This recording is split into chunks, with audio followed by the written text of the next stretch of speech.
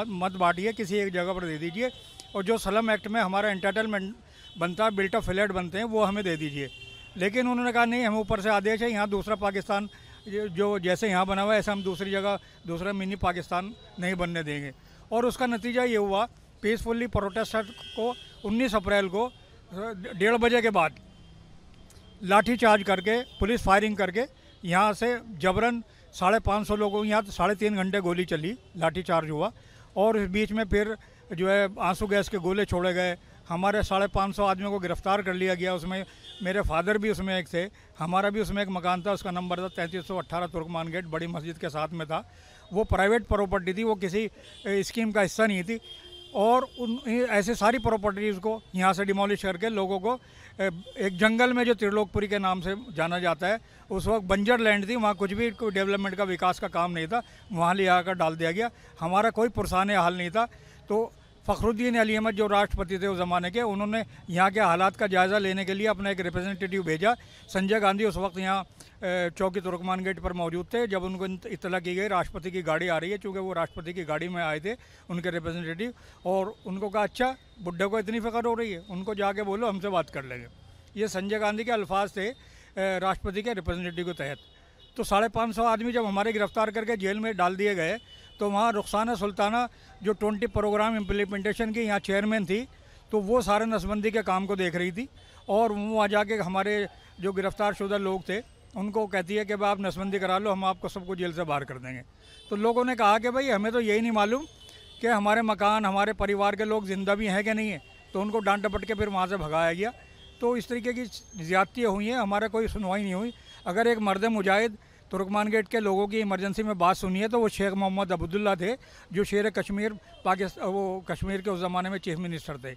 उन्होंने जगमोहन को, जो उस ज़माने में वाइस चेयरमैन DDA थे, बाद में वो प्रमोट करके दिल्ली के गवर्नर भी बने और हाउसिंग मिनिस्टर भी बने, उनको कहा कि जगमोहन, इन लोगों को आपने वहाँ जंगल बियाबान में छोड़ दिया है, वो तो बहुत अच्छी जगह है, बीच में तो रास्ते में जमुना पड़ रही थी, यहाँ धक्का दे दिया होता। उन्होंने कहा शेख साहब इन्होंने हमारे जवानों के ऊपर पत्थर फेंके हैं। तो शेख साहब ने उस पर उनको कहा कि अगर आप किसी के घोंसले में भी हाथ डालेंगे, चिड़िया और कबूतर भी चोंच मारेगा, ये तो फिर भी इंसान है। तो हमारी कोई सुनवाई नहीं हुई। जो भी वहाँ प्रोटेस्ट करता था या अपनी बात को कहता था, सीधा जेल में डाल देते थे। तो ये हालात हमारे साथ गुजरे हैं। तो रातों रात 19 अप्रैल में, 19 और 20 अप्रैल की रात में 13 हैवी किस्म के बिल्डोज़र, जिनके 3 विंग थे, आगे से भी वो वार करते थे और साइडों से में भी वार करते थे, एकदम रातों रात पूरा बंजर बना दिया गया इलाके को। और इस तरीके से फिर जो है ये मूवमेंट हमारा चलता रहा, चूँकि मैं उसका एक पार्ट था। Turkman Gate welfare and coordination committee वहाँ फॉर्म हुई त्रिलोकपुरी नगरी में जाकर, और उसके माध्यम से हम लोग 15 महीने स्ट्रगल करते रहे। और उसके बाद 1977 में जनता पार्टी की सरकार आ गई। सरकार आने के बाद यहाँ से जो सांसद का चुनाव लड़े थे उनका नाम था सिकंदर बख्त। तो चुनाव के कैंपेन में उन्होंने ये कहा कि मैं यहाँ की मिट्टी की उठा के कसम खाता हूँ कि मैं जीतने के बाद सबसे पहला रिहेबिलिटेशन का काम करूँगा। तो वो यहाँ से सांसद भी बने और उसके बाद वर्क्स एंड हाउसिंग के मिनिस्टर बनाए गए। फिर उसी के उपलक्ष्य में चूँकि उन्होंने एक वादा किया था इविक्टीज़ के साथ, फिर 19 जनवरी 1978 में प्रधानमंत्री मोरारजी देसाई के हाथों यहाँ 480 फ्लैट हो गए, कॉम्प्लेक्स का फाउंडेशन स्टोन रखा गया। तो हम 1982 में फिर यहाँ लाकर बसाए गए। मैं भी ये अपना आसफ अली रोड जो तुर्कमान गेट का इलाका है, यही हनुमान वाटिका के बाहर हमारा मकान था। डेयरी थी, भैंसों की डेयरी थी, लकड़ कोयले की टाल थी। लेकिन एक जो इमरजेंसी लगी उसके बाद तो जो है इमरजेंसी थी, वो इमरजेंसी के अंदर जितने सारे काले कानून थे वो लागू हो गए हमारे ऊपर। रातों रात यहाँ बिल्डोजर चल गया, तो हमारे को भी जो है यहाँ से रातों रात जाना पड़ा, हमारी डेयरियों को जाना पड़ा। जो भैंसों की डेयरी थी उसको शाहबाद दौलतपुर के अंदर जगह दी गई, जो लकड़ कोयले की डाल थी उसको खिचड़ीपुर में जगह दी गई, बहुत कम जगह दी गई, ना के बराबर 50 गज का एक छोटा सा टुकड़ा दिया गया। लेकिन खिचड़ीपुर के अंदर कुछ था ही नहीं, जंगल था, बियाबान जंगल, जैसे कि आप उस ज़माने के अंदर आप देख ही रहे हैं। तो बहुत ही मतलब कुठारा घात वाला मामला था, इमरजेंसी वाला।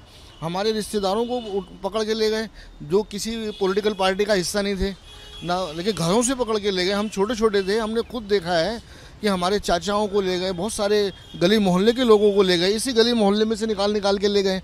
तुर्कमान गेट तो दूर है, आप इस गली मोहल्ले में अगर जाएंगे तो लोगों घरों में से निकाल के ले गए। किसी तरीके से औरतों ने जो लोग बच गए वो लोग औरतों ने आगे आकर प्रोटेस्ट किया, तब जाके बचे। तो इमरजेंसी ने बहुत ही दुखद सपना है इमरजेंसी का, जो भुलाया नहीं भूलता है। तो उसके अंदर सारी लाइफ डिस्टर्ब हो गई थी, एक सारे काम धंधे बंद हो गए थे, लोग रोड पे आ गए थे, खाने को रोजगार ही नहीं था, बड़ा मुश्किल से गुजारा हुआ। बहुत समय लगा, मतलब 20 साल का समय लगा हमें स्टैंड होने में। तो इमरजेंसी बहुत ही गलत चीज़ है, बहुत ही काला दिन है। मैं तो यही कहूँगा, इमरजेंसी का जो दिन था हमारे लिए बहुत ही काला दिन था। गरीब लोगों पे अत्याचार ज़्यादा हुआ है, मैं तो यही कहूँगा। घर उजाड़ा गया था, हमारा कारोबार भी उजड़ा था उसके अंदर। हमारे भैंसों की डेयरी थी, हमारा लक्कड़ कोयले का काम था, वो सब एक उधर फेंक दिया गया, एक उधर फेंक दिया गया। लेकिन इमरजेंसी का जो दिन है, इमरजेंसी की जो याद जब आती है तो ऐसा लगता है कि आदमी का दूसरा जन्म लेना पड़ता है। 10-20 साल में आप जाके स्टैंड करते हैं, मैं तो यही कहूँगा।